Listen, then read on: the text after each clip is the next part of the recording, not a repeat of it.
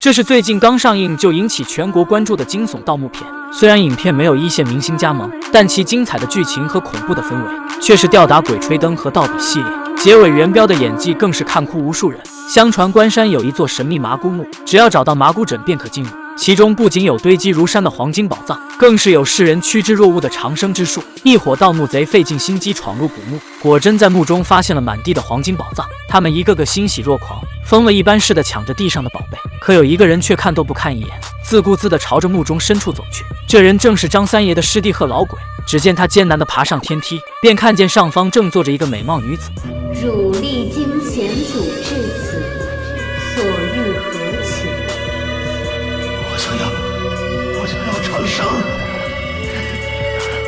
吾与汝既有仙缘，今赐太上之药，子得福之，白日飞天，可以言矣。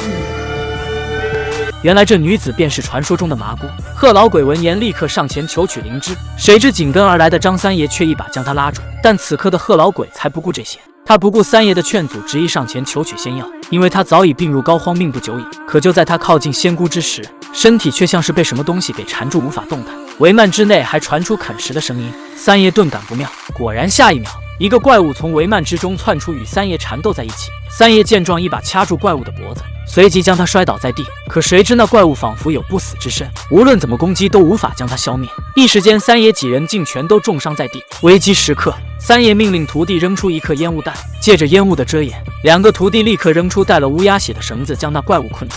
师傅，就是现在！三爷闻声当即准备插向怪物的眼睛，可突然眼前一黑，原本的怪物竟已变成了三爷已故的女儿。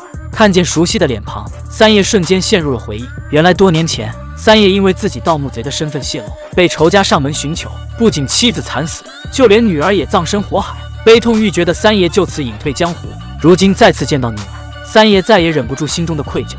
弟弟，快过来跟我们一起玩嘛！女儿一声声呼喊，让三爷陷入幻境，无法自拔。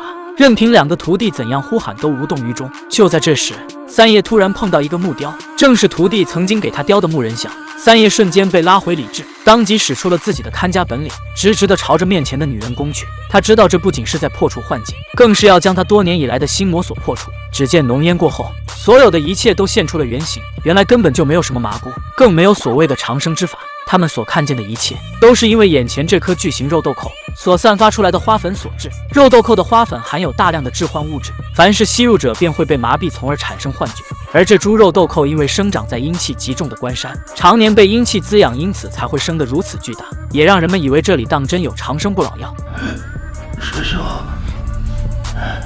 一切都困死在幻觉中，长生，我宁愿一死了之。不要，快烧了这里，快！